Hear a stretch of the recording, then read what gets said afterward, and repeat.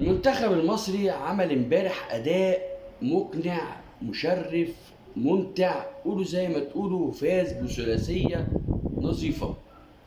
جمهور كبير زعلان من إدارة النادي الأهلي رغم الصفقات اللي جابها، ولكن بيقولوا إن في نواقص والإدارة واقفة محلك سر رغم البطولات اللي داخلين عليها الموسم اللي جاي.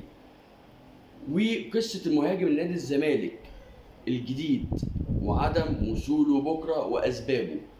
السلام عليكم ورحمة الله وبركاته، حباب عمرو الدسوقي في كل مكان، وحشتوني جدا جدا جدا. وقبل ما نبدأ حلقتنا ما تنسوش الشير واللايك والاشتراك في القناة عشان يوصلكم كل جديد، ودعم لاخوكم عمرو الدسوقي. نبدأ بأول أخبارنا النهاردة وهو المنتخب المصري. امبارح من أمتع الأشواط اللي شفناها منذ فترة المنتخب المصري، بالأخص الشوط الأول. عمل اداء ولا اروع، روح لعيبه رجعت من اول وجديد تاني كنا مفتقدينها.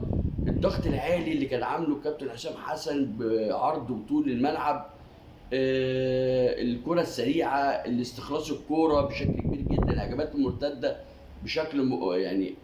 بشكل كويس.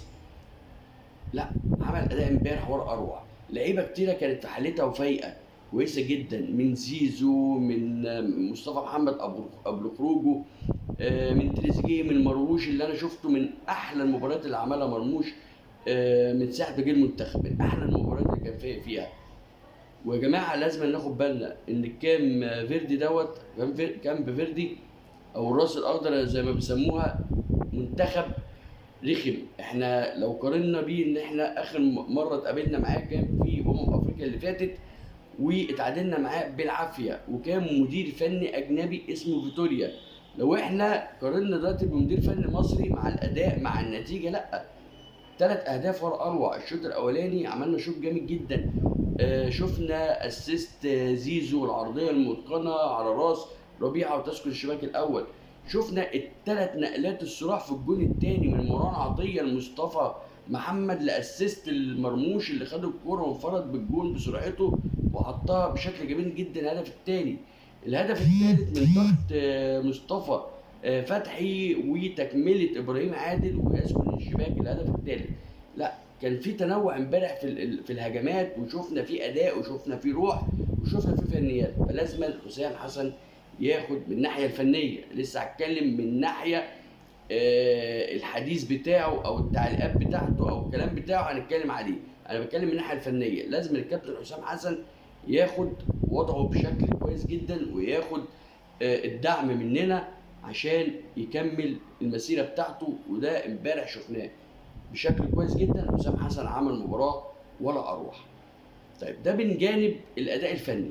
طبعا عندنا مباراه بوتسوانا يوم الثلاث اللي جاي، هتلعب الساعه 4 العصر ان شاء الله. ربنا يكرم منتخبنا باذن الله، تاني مباراه في التصفيات باذن الله نكسبها ان شاء الله، ونبقى في المركز الاول باذن الله ونبقى مرتاحين. ده من الناحيه الفنيه.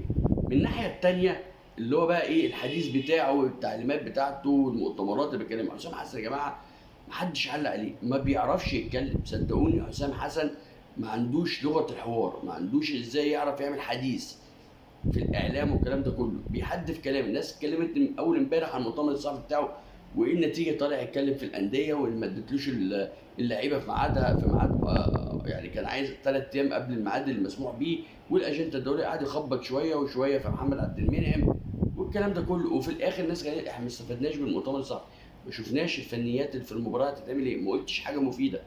حسام حسن يا جماعه ما حدش علق عليه في التعليقات او يعلق عليه في الحديث يعني. والاحسن يعني بتمنى من اتحاد الكوره يشوف متحدث للمنتخب، يعني بلاش حسام حسن يعني، بجد يعني.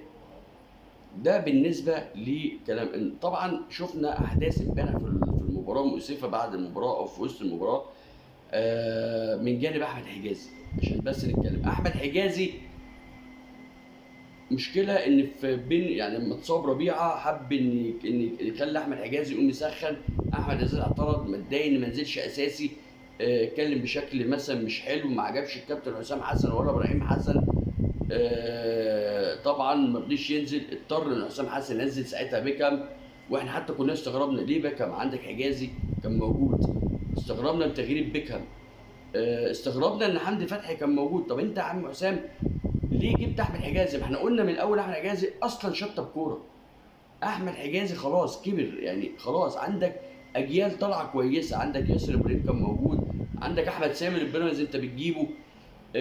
طبعا محمد عبد المنعم يعني لولا الحركه اللي عملها اللي هي انا عن نفسي مش عجباني عدم وجوده في المنتخب واعتذاره، مش عجباني فعلا. ولكن الراجل راح اول مره يروح اوروبا، عايز يتاقلم مع الفريق، عايز ياخد مكانه، يحجز مكانه الاول ويحط قدم. ده كل اللي فكر فيه محمد عبد المنعم، ما فكرش في المنتخب المصري، فكر ان يعرف يحط قدم وهو لسه في اول ايامه.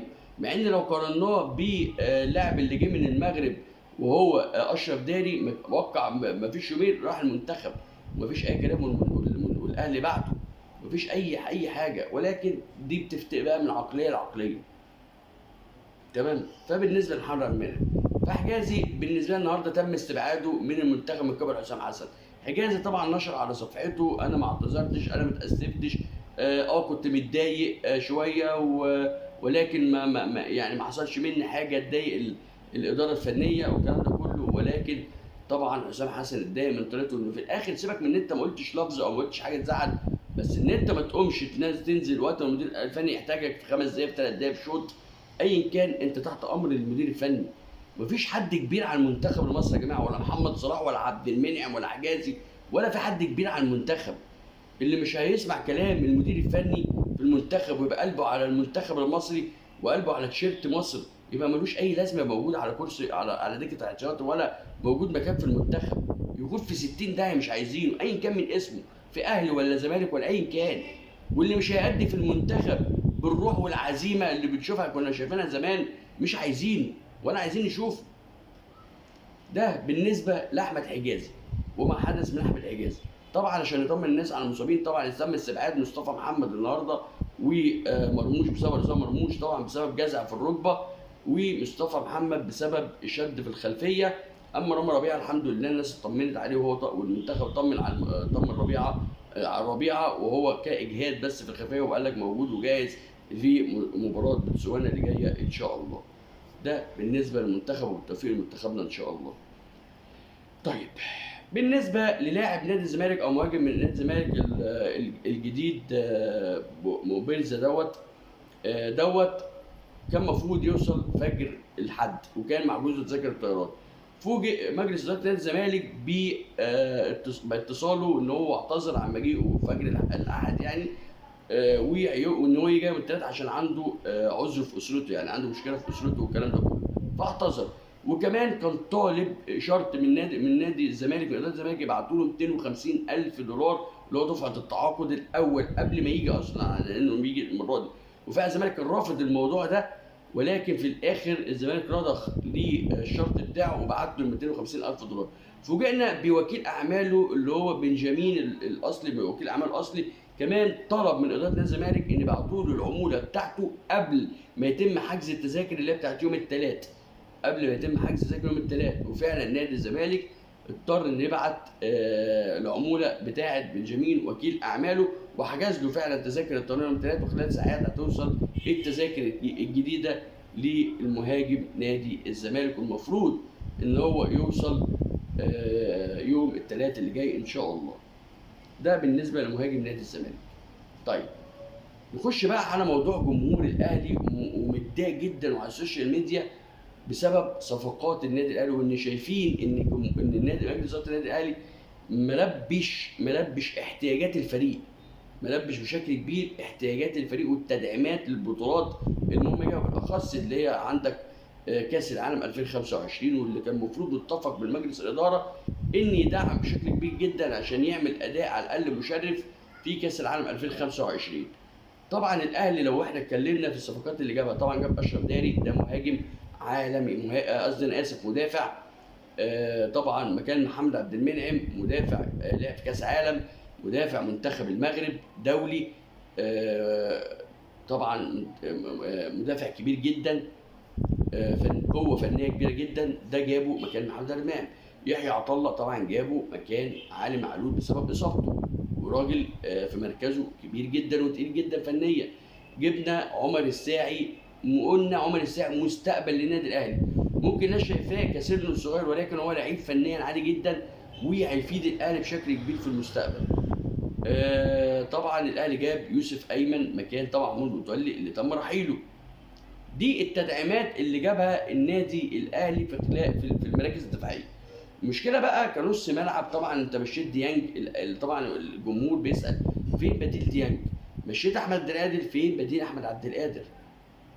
عندك الاجنحه، الناس بتتكلم الاجنحه عندك يعتبر اللي فايق فيهم واللي ثابت على مستواه بشكل كبير هو حسين الشحات. اما بقى بيرسيتاو، اما رضا سليم، طاهر محمد طاهر بالتناوب، شويه فوق وشويه تحت. عندك مهاجم وحيد داخل بيه الموسم وهو وسام ابو علي. طب لا قدر الله اتصاب في التمرين يا عم، في المنتخب اتصاب، ايوه اتطرد، اتوقف. نفس الكلام هتدخل بكهربا اللي هو اصلا مستواه مذبذب الفتره اللي فاتت، وفي كلام على كهربا كمان ان هو ماشي، او في كلام ان عرضه بيتدرس. كل ده الجمهور مقلق منه في الناحيه الهجوميه، مع ان عندك السكواد ده احنا جبنا بيه، يعني بيقولوا الاهلي جاب بيه جميع البطولات. عندك نص ملعب من اقوى نص الملعب اللي موجود في مصر وافريقيا، موجود فيه اللعيبه. ولكن الجمهور بيتكلم ان التدعيمات اكتر، وبالاخص في الخط. سيبك نص الملعب، يعني بن رمضان جه ولا ما جاش مش فارق مع الدنيا قوي، بس انت ما جبتش بن رمضان.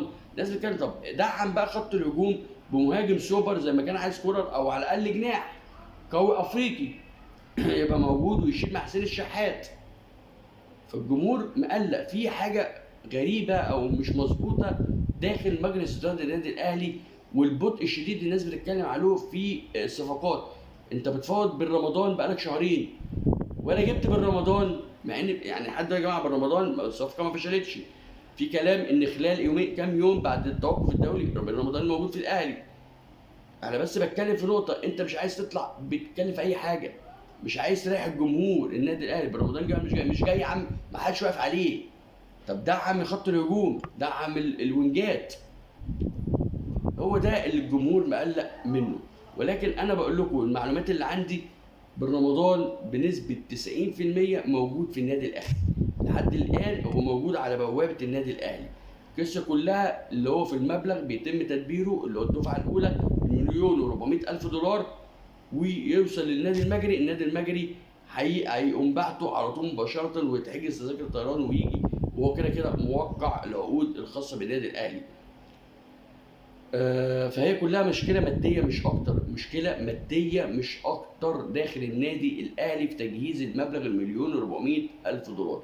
الاهلي طبعا بيحاول يجمع الفلوس اللي بره ليه، الدفعات اللي مطرح اللعيبه اللي باعها، يشوف ايه التزاماته، يشوف ايه النواقص اللي عنده، يشوف اللي فاضل كام.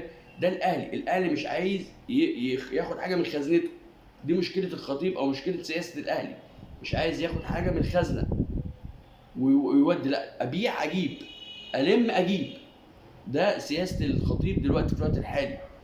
فهي دي اللي عامله ازمه في محمد علي بن رمضان.